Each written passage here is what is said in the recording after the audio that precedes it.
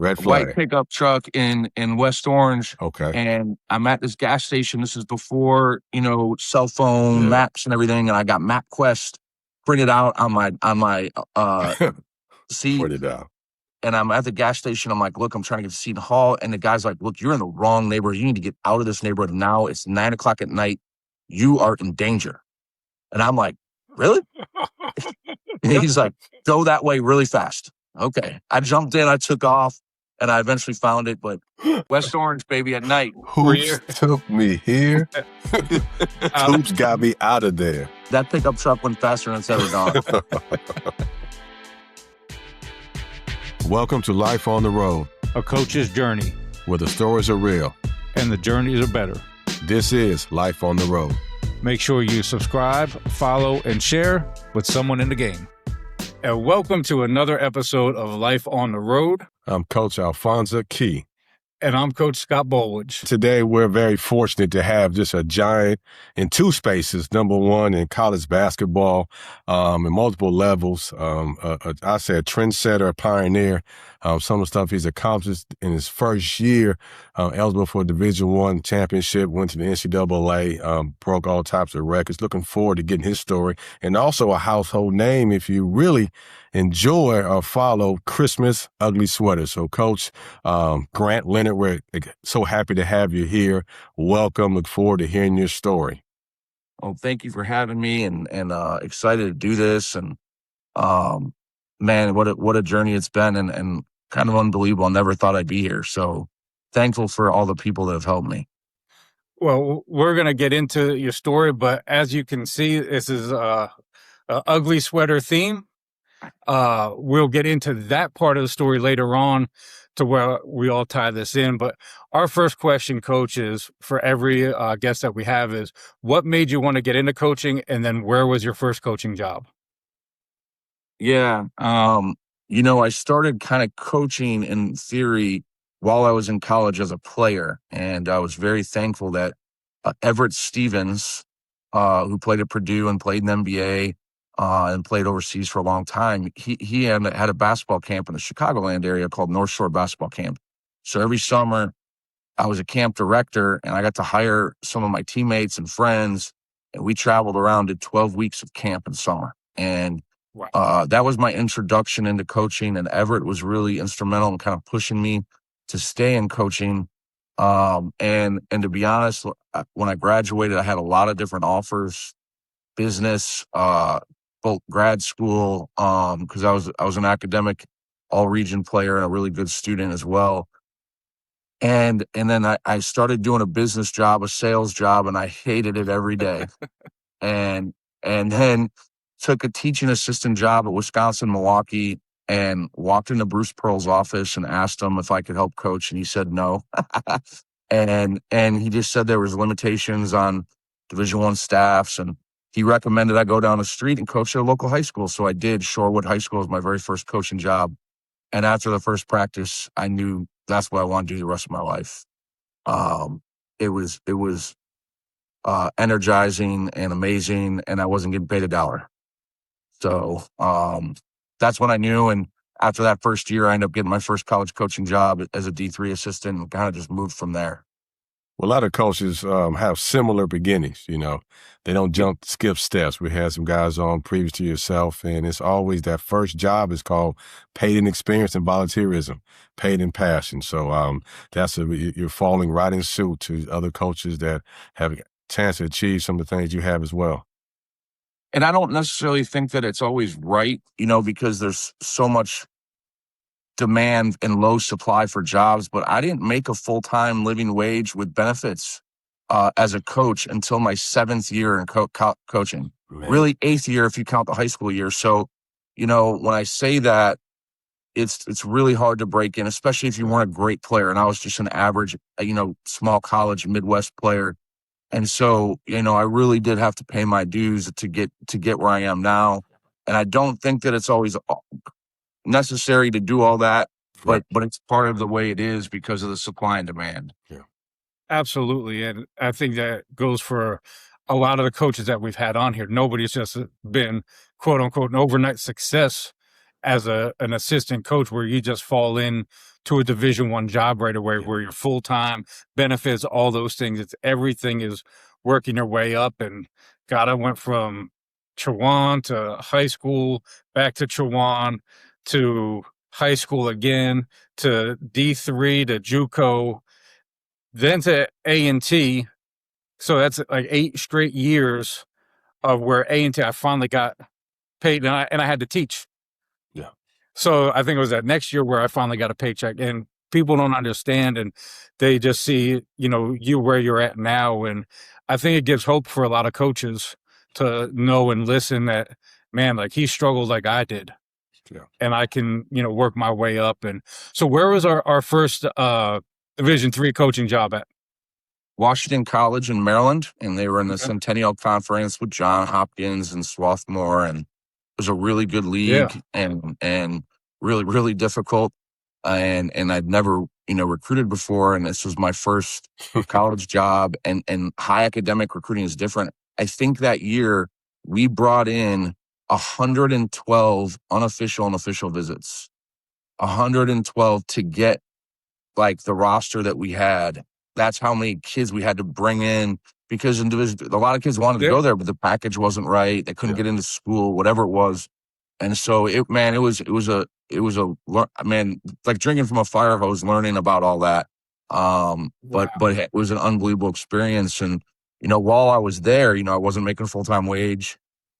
I also volunteered at the hoop group and worked camps for them. Did the Eastern Invitational, the Poconos Invitational, because I was trying to network and meet people. Yeah. And a lot of my good friends in coaching today, I met in those times. Yeah. I was at Division III Chowan College in Murfreesboro. That's where Coach Boways and I connected. But I remember the rules were different. There wasn't a quiet period there. I mean, I had to call every night at Coach Burke. We had a list, maybe about 280 names. And I had to call every night all those kids, because like it was a numbers game then. So I could relate 7 days a week calling every kid, mid, high, low, and then trying to break it down, not just athletically, but academically, to find that package.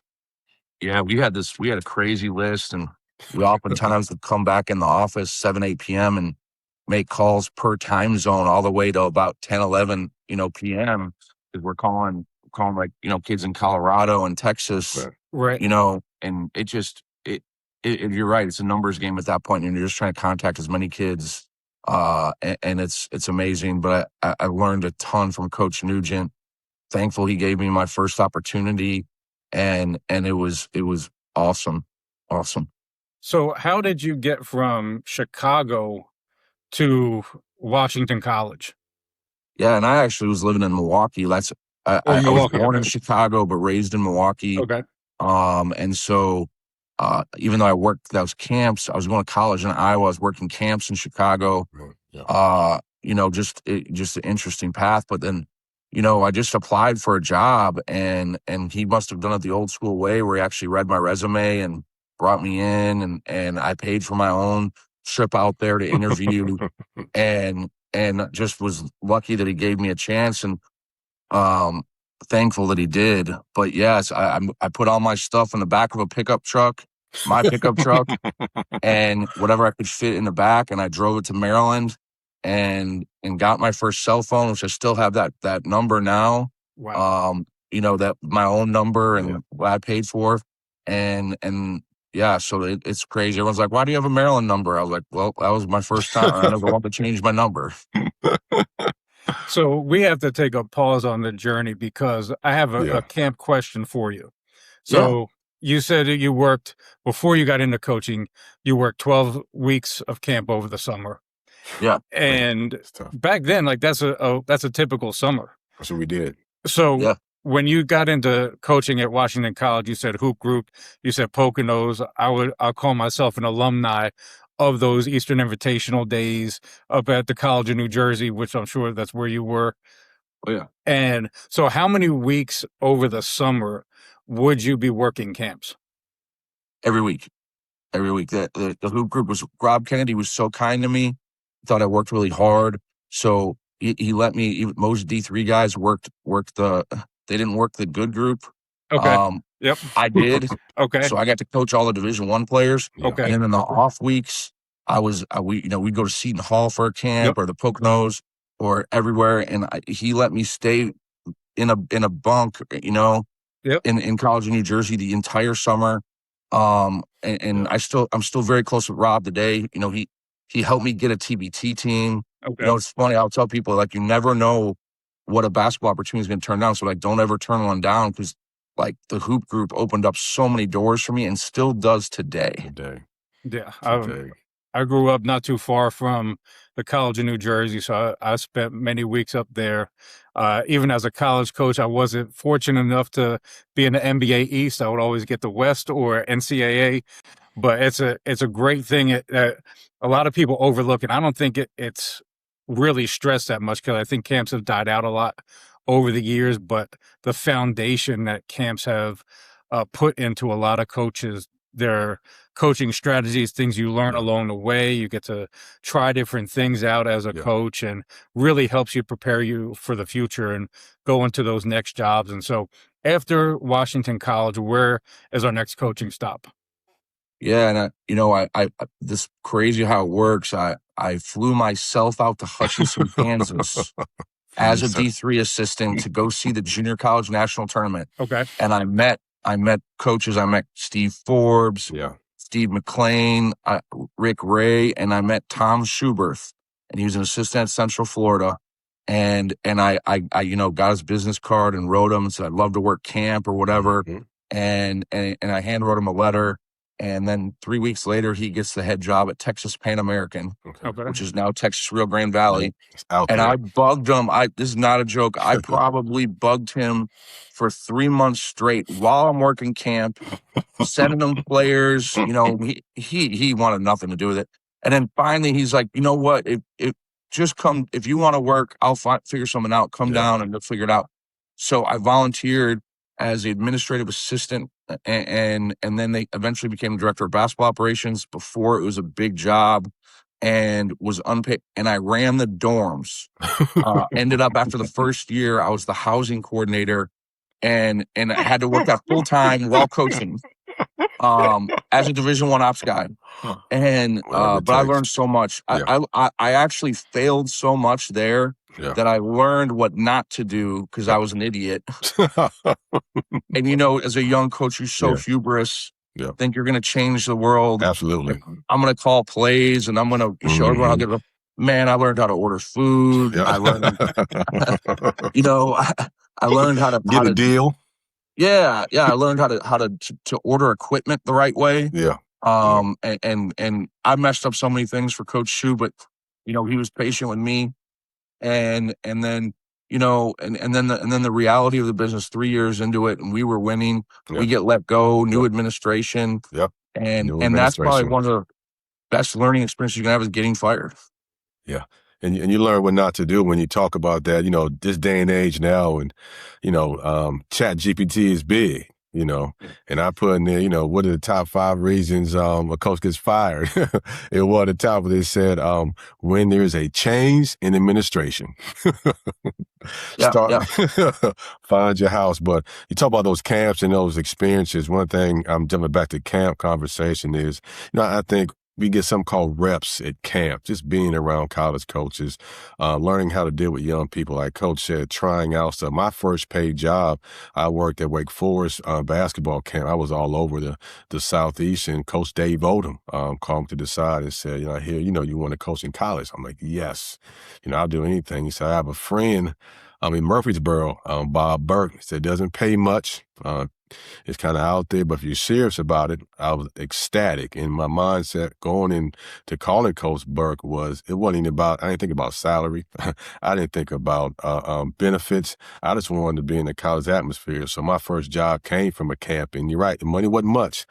Stayed in the dorm for a little bit, and I was married at the time, and wife came down, but just the point was an opportunity that you got from camp.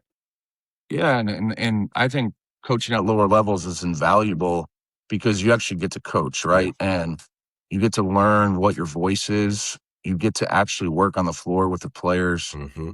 And I think that I wouldn't be the coach I am today if I had just been at Division I level, Yeah. but not actually coaching most of the time. And I learned so much, like, by messing up. Yeah. You know, Allowed to mess up. working out kids too much, working on stuff maybe we shouldn't have been because we didn't want them taking those shots. Yeah. you learn, and Relevant. it's really, really important to get those reps and to learn what my voice is like, when to use it, and man, it was amazing. And again, get going from Maryland to Texas. I didn't have an interview. It wasn't like I flew in. Again, I threw my stuff in the back of a pickup truck and took a chance. Man. And drove down to Texas on the border of Mexico. Yeah. And had a great 3 years. Yeah. Wow.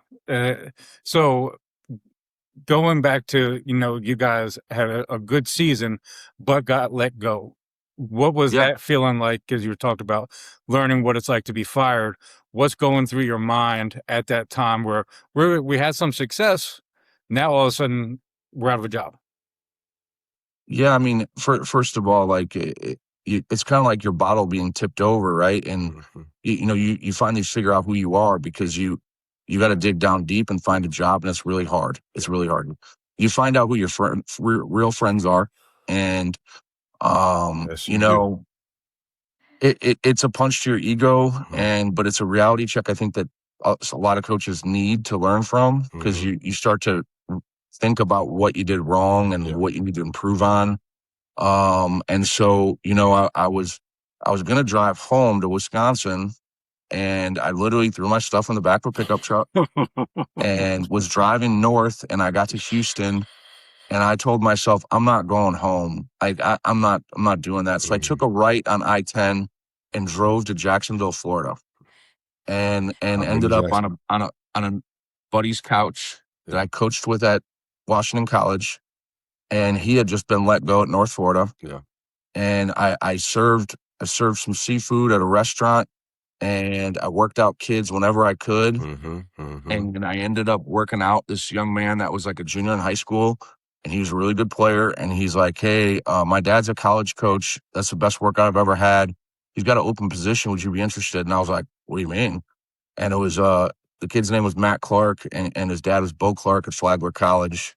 And I met him in a diner over pancakes, and he offered me a job. Oh, and so amazing. Yes. And so now I'm living in St. Augustine, Florida. Still got the pickup truck, and and coaching Division II in the Peach Belt Conference, and what an experience that was. Okay, so at this point, do you know how many miles you have put on that pickup truck? It wasn't leased, was it? No. Okay. I bought it in college with some camp money, and when it finally got retired in Augusta, it had 230,000 miles on it, and I bought it with 30,000. Oh man, you got a lot of sponsors, man. You go a lot of different ways. GL, man, I swear. And this, again, it's refreshing to hear you tell your story and just the process of being determined, having a goal, understanding that road is going to be somewhat jagged edge as well. But we've all been there. We've had in-between jobs. I one time, in between one of my jobs, I worked as a Dick's Sporting Goods. And I sold shoes, and I was the absolute worst guy, because every time they asked me to go back and find a shoe, I took like 35 minutes on purpose. I was like, man, I hope they leave. I was just sitting there, couldn't find them. My mom was trying to get a job. But yeah, that's the humility we go to. I got a job that following year, but I remember, man, I was the worst shoe salesman there was. I mean, at Flagler, because it wasn't full-time either, and they didn't have any other assistants, just me. And oh man! So I had to wake up at 5 a.m. and serve breakfast at the Hilton. And I'd finish about 9:30, and then I'd go in to the office and start working kids out. So, and I did it every day, 5 days a week. Coach, anyway, you said that you served breakfast? Yes. Yep. Served breakfast at the Hilton. Wow. Was it hot? Yeah. I mean, it was a full service, like 5-star Hilton. Oh man, I was there. Wasn't continental breakfast. No, it wasn't continental. Wow. That's phenomenal. Yeah, your story, your journey is moving to the I'm already very a top of fan. our list. Wow. So how long were you at Flagler for? Was it the whole time where you were there? Was it part-time all the way through? Yeah, and I was just there a year, and then the guy whose couch I was staying on, who I worked with at the D3, got the head coaching job at Payne College, Okay. HBCU, and at the time they were Division II. And George, yeah. Augusta, yeah. Yeah. So the pickup truck got another move, and but it's the first time that I'd ever got full-time wages, and I appreciate Jimmy Link for Yeah. doing that, Yeah, I and remember, and yeah. Brandon Brown and the president there, they were super supportive, obviously because I wasn't a minority and I'm working at a HBCU, but they were awesome. So you got a And chance to go to orientation and human resources and yes, fill it out, dog. That's pretty finally, awesome. Dental, you got finally. dental, vision. That's a whole new word for you, coach. Yeah, I went to the dentist and it was amazing. It was amazing. So, and I will say this, and again, I was only 30 years old when I got there. I'm finally a full-time assistant, and Jimmy was awesome, and we had 2 great years there. And Jimmy and I were both young. We were same age, so we're 30 years old, and we made a lot of mistakes, but we recruited some really good players and had good years, and we learned from those mistakes. And so then, was fortunate that Queens came knocking, and multiple people recommended me to Bart Lundy, and so I got the opportunity to go to Queens, and Bart Lundy. Yep. Jimmy ended up winning the SIAC the next year and then getting Clayton State. And so man, it was a really good run at Payne, and I owe a lot of my coaching career to them. A lot. I learned more those 2 years than I did anywhere else, I promise. And it was really, really good. And then Bart Lundy hires me at Queens. And got to move to Charlotte, and I learned so much from Coach Lundy, how to build a championship culture. Yep. And what winning looks like, how to stay, go, not just getting to the mountaintop, but staying there, how hard it is, the consistency. And that's the only reason, learning how to win a championship is a different experience. And Bart Lundy is the best coach I've ever seen. And Coach, forgive me if I misread you. Is the truck retired yet, or is the pickup truck retired? The truck finally got retired in Augusta. Augusta, told me. Okay, gotcha. So yeah. After the first year, I got a new car, and thanks Payne for helping me do that. Yeah. Both at Flagler, at Payne, and at Queens, I had to teach as well, and so I haven't even named most of the jobs I did while I was a college coach. There's more, but at you guys talked about being an adjunct. I did that for extra money. Yeah. And then finally Queens, after our 3rd year, and we were really good. Yeah. They made me associate head coach and told me I didn't have to teach anymore, and I appreciate that. It was great. And then from that time on, man, we really kind of hit our stride and started really, really crushing at Queens. We had 4 30-win seasons in 6 years after that. And man, it was awesome. What a run. And the only 2 years we didn't have 30 wins were COVID-shortened seasons. Wow. So you go, we have not a coaching change at Queens, but how long were you an assistant or associate head coach for? And then when Coach Lundy moves on, what happens? So 9 years, okay? And I was the assistant for 2.5, and then associate head coach for the other 6.5. Okay. And man, it was awesome. And honestly, we get upset in the Sweet 16 by a 27-foot buzzer beater, fade away. We were up 2, and the kid hit an incredible shot. And I think if that shot doesn't go in, Bart doesn't take Milwaukee, because we would have still been playing. And I don't think he would have. I don't think he would have took it, because in all those other years when we were playing in the Elite Eight or Final Four, he turned jobs down because he just was. We wanted to win a natty so bad. Yeah. And so, he takes the job, and then they're looking at me and they're like, "Well, we're about to go Division I, and we haven't told anyone, but we're not sure that we want to hire a Division II assistant Right. be a Division I head coach. And That's the comical. players, Coach Lundy did, but the players went to bat for me. They're like, hey, if G doesn't get this job, we're out. Mm. And I didn't go in there busting doors down. They said they're going to hire a search firm. And, you know, they kind of hesitated on it. And the players went to bat for me twice. And then, you know, I interviewed and they gave me the job, and without interviewing anyone else. They didn't hire a search firm, but because they really believed in our culture. And the kids that we were recruiting were the right kids for the school. And I can say that that's a huge deal. And it's so appreciative, like the dubious honor to only coach in college basketball history to go from Division II assistant to Division I head coach Wow. in the same year.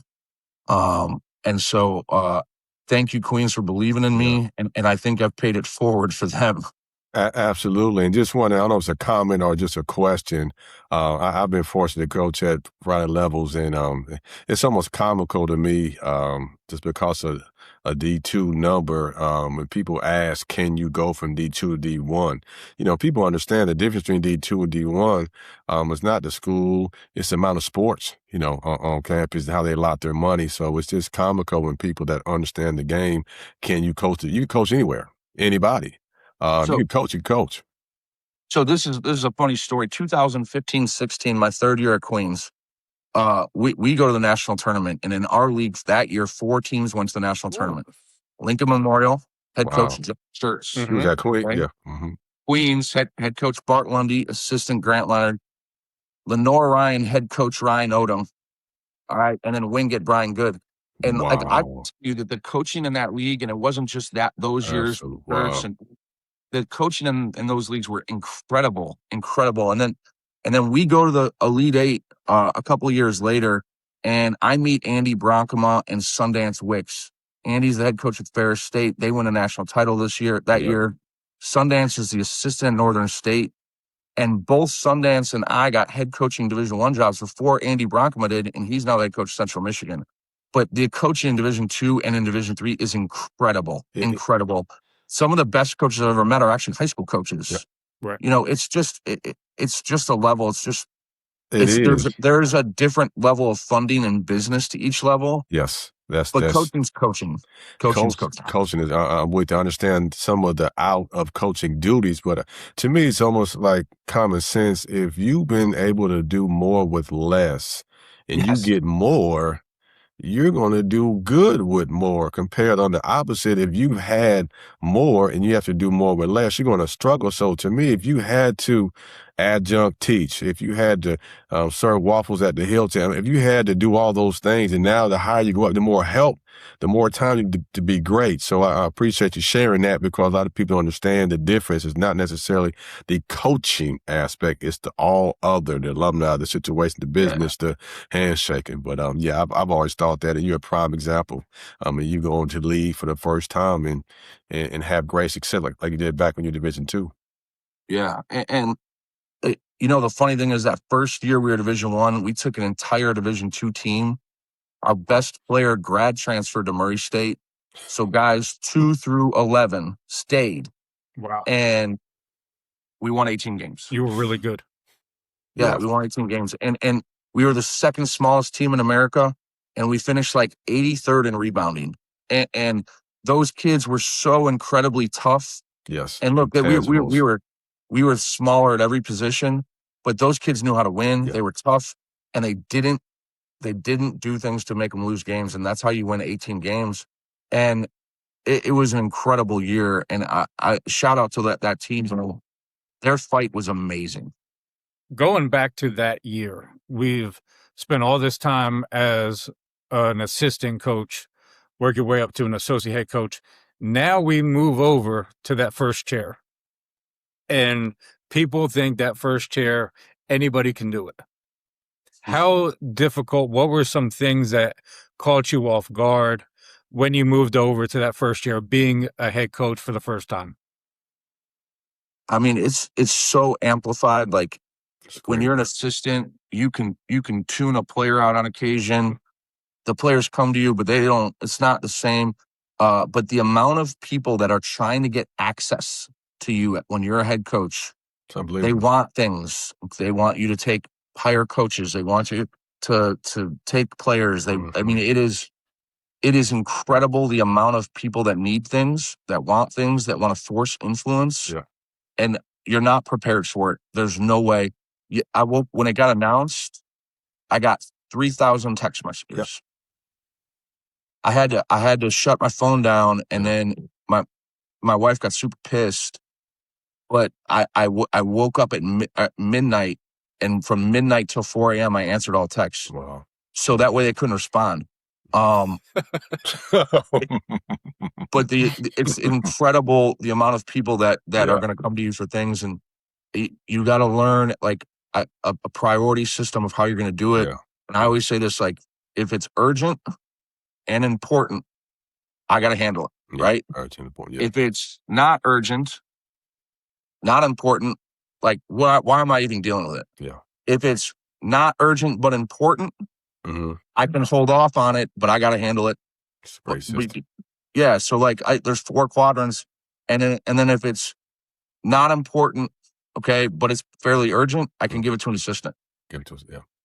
So and that's kind of how I build my day. Like because things come at you fast. Yeah, they Come at do. you fast. I like to make another comment on that. Just a contrast of when you were let go and the amount of calls that you received that week when you were fired compared to when you were hired. Was there a different numeric number of the people reached out to you? Honestly, when you get fired, I mean, people avoid you like the plague. Don't they?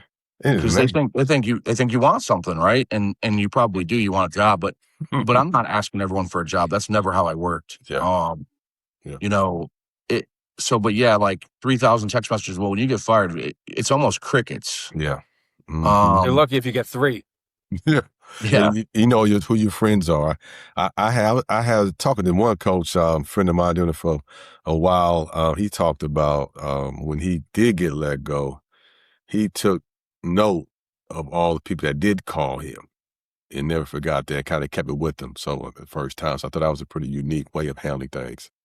Yeah, and you know, when really hard things happen, the people that stick with you, and then I try and pay that forward. You know, I've been fired twice, and then also, you know, had some unfortunate other things happen, and I had a couple of people who really stayed in my corner, and so then I realized, well, it's not just those people, but when someone else has something really hard happen, maybe I need to be in their corner. Absolutely. And so I've definitely paid that forward a few times unexpectedly, even with coaches I didn't know, and built unbelievable friendships because of it. That makes such a big difference. And going back to your transition from assistant coach to head coach, one thing that people really don't understand is you said it, you didn't make an assistant coach to a head coach jump at the Division II level. You went from assistant Division II to head Division I, and you really put something together.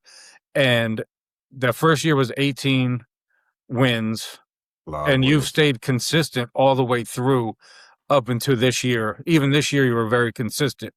But what was a big change with this year compared to the previous years?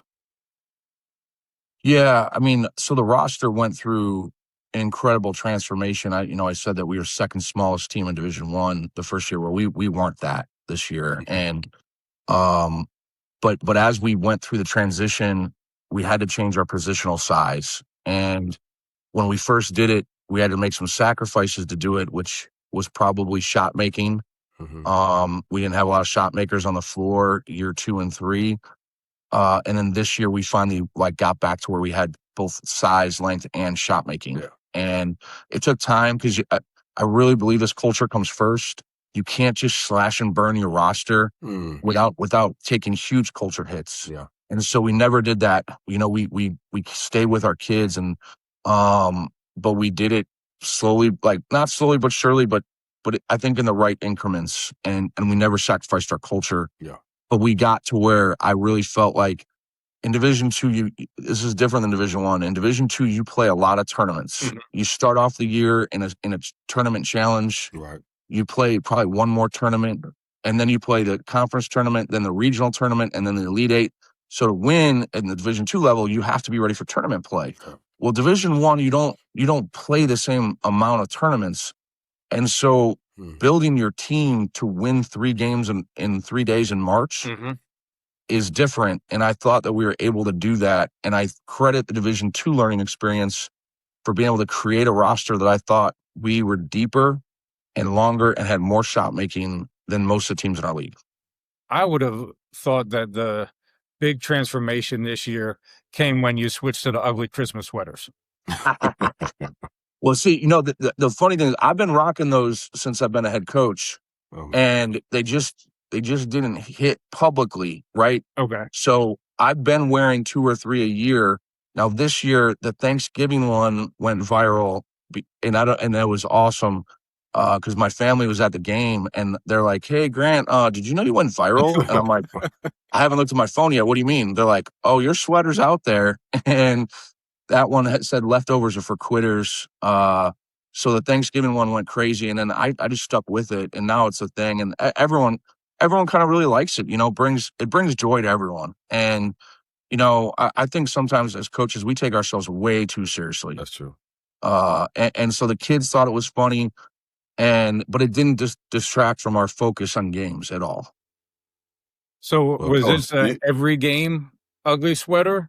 Or just next year? Yes, I NILs for coaches too. Okay, I like that. I have some sponsors willing to do custom sweaters like this one. I got a former Queens grad, a professional artist, and he did these. I'm gonna have some specially made, and I'm gonna do the holiday ones. But someone asked me at the national tournament, "Do you think the sweaters take away from your ability to coach?" And I was like, "Have you ever heard of a guy named Bobby Knight? Lou Carnesecca?" And he was like, "Yeah." I was like, "They won a lot of games in sweaters." They did. They did. One undefeated, absolutely. Hey, because I'm gonna put you on the spot, Coach. On a scale of 1 to 10, I want to know from you, how do you rank my Christmas sweater, my ugly sweater? Because of the bows on it, it goes up. And so you're going to get like an 8.5, 9 on that because of the bows. I mean, that's priceless, And it's custom, just for the night. So for tonight's gig. Yeah. Mine is straight off of Amazon. So I know I won't get rated higher than that, but we definitely just wanted to pay homage to you and what you do with the Christmas sweaters. And we're going to keep this moving. So this next segment, Coach Key, I'm going to switch this up on us. Okay. So we would do this was not in my job description. You've had so many different jobs outside of coaching. We're going to do a top 5 jobs you've had while you were coaching. Oh, because you said you wrote it down. You said you had a list ready. Yeah. So, first off, obviously the Hilton, number one is the Hilton breakfast server. Waking up at 4:35 in the morning, it's crazy. But after I left there, I started doing a seafood place in St. Augustine, Florida. So, man, that place was hopping and fresh seafood right on the water. So that was really good. Then I would say I know it's on campus, but the residence life coordinator. Yep. Coordinator. I mean, I ran a dorm of 600 kids. 600 kids. We had 12 RAs. We had 24 work studies. That's a business. And I had 6 janitors. 6. That's a straight business. It was real. It was real. And the knocks on the door at midnight were amazing. Amazing. I could tell some crazy stories. So that one is definitely top 3. I had to at Washington College, I did 3 different jobs where I literally woke up at 6 a.m. and opened up the fitness center. And then at about 10 a.m., I was cleaning the floors like a janitor, like with this special, and they paid me to do that. Okay. And then at night I was doing game management. So 3 jobs in one just to like get a couple extra dollars to pay rent. Trilogy. So there you go. And then obviously the adjunct professor stuff was amazing. But I served a lot of tables. I took care of the dorms. I cleaned. I mean, it's and coached basketball. and coached basketball. Well, you're on the Mount Rushmore of our segments. I mean, that's a smorgasbord. I mean, I can't get over the breakfast though. I'm thinking about waffles and pancakes, man. It was, but working at the Hilton, man, like the services, like Yeah. I was, man, it was, man, you had to be buttoned up. I had to be ironed and pressed every day. It's 5 a.m. I'm like, oh, Wow. So now, were you able to get the Hilton discount if you went out somewhere recruiting? Were you able to take advantage of that? yes, Yeah. yes. You could stay at Hilton if you gave notice, $39 anywhere. It was worth it. Amazing. I used that for a long time. That's big. The people at the Hilton were so nice to me because they were like, man, this dude's crazy. He's worth it. Not normal, Coach. But moving on, our next segment, Coach said, "Man, I'm excited to hear this. We call it Hoops Took Me Here, Hoops Took Me There, and just 2 places through basketball that you've discovered or traveled. The first one was somewhere beautiful, one of your favorite places you've gone to through basketball. The second one would be the opposite, the most obscure or least favorite, or not least favorite, or least beautiful. So if you can't give us 2 places hoops have taken you. All right, first one is Australia. Okay. Oh, okay. And I took a team of like Division III and Division II All-Stars to Australia, and played a bunch of games, and we flew into Melbourne and got to see a World Cup game on an inflatable screen in a park with like 100,000 people. Oh yeah. Wow. Got to go surfing in Bells Point Beach and got on my first wave. So shout out to that trip, and basketball can take you amazing places. Now, the opposite of that, as I'm working camp at Hoop Group and I'm trying to get to Seton Hall, and I'm in West Orange, and I'm in the wrong neighborhood. And so I pull over. I'm in the pickup truck, by the way. Okay. Okay. Red flag. White pickup truck in West Orange. Okay. And I'm at this gas station. This is before, cell phone maps and everything. And I got MapQuest printed out on my seat. Printed out. And I'm at the gas station. I'm like, look, I'm trying to get to Seton Hall. And the guy's like, look, you're in the wrong neighborhood. You need to get out of this neighborhood now. It's 9:00 at night. You are in danger. And I'm like, really? And he's like, go that way really fast. Okay. I jumped in, I took off, and I eventually found it. But So West Orange, baby, at night. Hoops took me here. Hoops got me out of there. Hey, I worked Seton Hall's camp many years, and we're getting lost on the wrong part of South Orange Ave can be an interesting experience. Yeah. I did. That pickup truck went faster than it's ever gone. Yeah, I have some good Seton Hall stories. Next, we have our 5 coaching influences. Through your coaching career, top 5 coaches that have made the most impact on your coaching career. Yeah, and number 1 with the bullet is Bart Lundy. 9 years. Yeah. The partnership we had together, and me learning like the finer points of like being an assistant, him challenging me. The first 2 years I worked for him, we never talked X's and O's. That's not what he wanted. I was just recruiting. Wow. Like, your job is to bring in good players, Grant. That's why you're here. And then as we developed year 3, year 4, he started giving me more input on X's and O's and scouting, and he really developed me as a coach. And so I appreciate that. The second influence would be my college coach, John Henry. Okay. He was won over 500 games at William Penn University. And he recruited me. I was in his first recruiting class as head coach. And at that point, I was working those camps. He knew I wanted to be a coach. And so the things that he let me be in on as a player, I really appreciate Coach Henry. And the William Penn coaching tree, Josh Sash is one of the top assistants at Iowa. My college roommate, Julian Asibi, is the top assistant in Nebraska women's basketball. We had an unbelievable tournament year here, all 3 of us. And so shout out to William Penn for that. But John Henry was number 2. And then 3, 4, and 5 were the other college coaches I worked for. Jimmy Link, we learned a ton at Payne. We worked together at Washington College as assistants. We did so much as young coaches, learning from mistakes, but Yeah. but we worked really hard. And so Jimmy, man, I appreciate the things that we learned together. And then Tom Schubert and Rob Nugent, and both of them are unbelievable coaches. And the things like Coach Nugent is a better person than he is a coach. Mm-hmm. And the character things that I probably didn't learn enough while I was with him, but observed after and realized the impact he was making on those kids. Yeah. And then Coach Schubert's unbelievable. Like, I'd never seen junior college before, and junior college recruiting and Division I. And I learned, again, because I did a lot of dumb stuff for him. That's dope stuff. But yeah, so those five. So Rob Nugent, Tom Schubert, Jimmy Link, John Henry, and Bart Lundy for sure. And again, you're talking about a lot of small college coaches, but they're unbelievably impactful in my career. Well, that's a great top five. People sometimes overlook that impact. Yeah. And again, they see where you are now. They see the coach you are on the sidelines, but everything you've done, everything you've learned, you're being a coach's coach and just soaking everything up. Once you realize, like, I want to be a coach, then your ears are always open. You're always watching. You're always paying attention.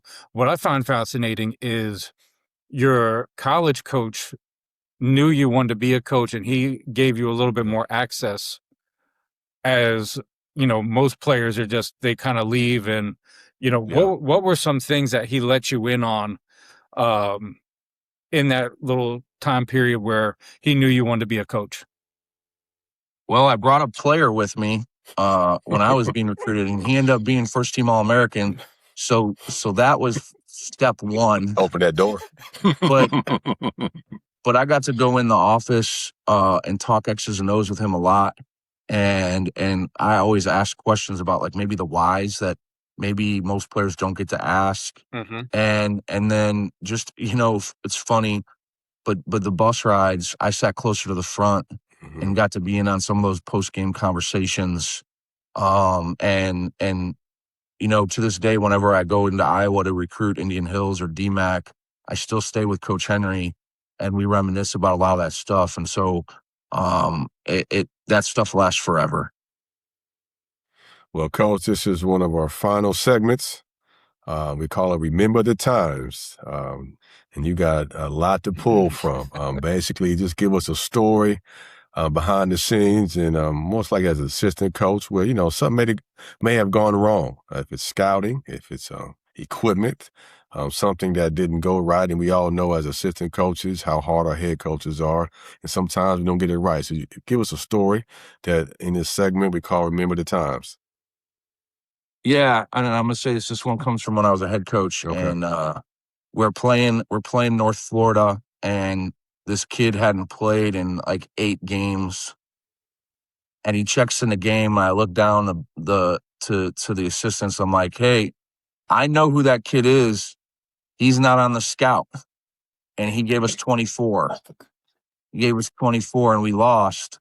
Let's just say I was not too happy after that game. Oh, wow. Because on top of that, before the game, we had a kid go through shoot around who was our second leading scorer. Right. And then he didn't dress. And they didn't tell me, and I didn't know till about 20 minutes before the game. Oh, my. So I was extra mad that both things happened the same day. And you lost. Yeah, that was an interesting post game meeting with the staff, which I don't do a lot. Yes. But I was like, look, like we are off our tracks right now, and we're gonna get this thing back on our tracks. Wow! Remember that time? Wow, that came up quickly too. You didn't have to hesitate at all. Oh, now another shout out as I was interviewing at Payne College for an assistant job, and I'm sitting with the head coach's wife during a game. A brawl ensued. The women's program of the team that they were playing was unbelievably chirpy. And then at the end, Payne came back and won a game. They probably shouldn't have won. And then the fight started, and I had never seen so much pepper spray sprayed in my life. And it was unbelievable. So I remember that time too. And as an assistant, the rules are different now. You Yep. used to have to like tackle the bench, Right. so they wouldn't go on the court, Yeah, and guys wouldn't get suspended. You know, now the assistants can actually go on the court, but tackling the players is still the most important thing. Like, they ain't going out there. Right. So this was while you were interviewing, or while you were at Payne? As well as interviewing. Heck of a day. Heck of an impression. Wow. Still took the job. You want to know why? Benefits. Good dentist. Whatever it takes. Yeah, that was just it's okay. I got benefits coming my way. I'm They're good. important. Yeah. And dental and vision. Absolutely. Wow. No more fast med, urgent care. I see you. Wow, Coach, that's an amazing journey. I knew this was going to be a good one. You've exceeded all expectations on this journey. We greatly appreciate you coming on. Coach Key, any final words? Again, just appreciate your journey, taking it back and how versatile it is.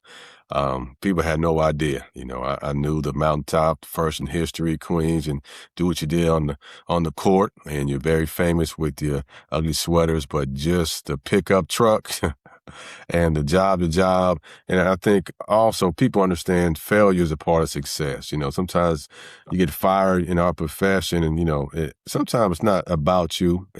We take it hard, but it's part of the journey. And it makes you better. Sometimes people have a different opinion of what they want to bring in. New administration usually brings new coaches, but, you know, I'm pretty sure people watching will see you when you're rising. I mean, you're not rising, you're a star, but that's the business we talk about. We want to share those stories that motivate people and let people know what goes on behind the scenes. But I enjoy that, and I look forward to you coming back, and I'm definitely going to continue to upgrade my game here. And I work on Scott as well. I appreciate you guys having me, and I just know that I understand the how hard it is to get into coaching, and, you know, embracing adversity with it. And I really believe that you become a better person when you hit adversity, and it makes you search for what's important. And I wouldn't be here today if I hadn't been fired a couple times and had to redefine myself and find what really mattered. Absolutely. Again, it was an amazing journey. Yeah. And until next time. I'm Coach Alfonso Key. And I'm Coach Scott Bolwich. Keep it on the road. And keep it between the lines. Now that's another stop on the journey, but the road doesn't end here. New stories, new coaches, same game. This is Life on the Road, a coach's journey. Make sure you subscribe, follow, and share with someone in the game.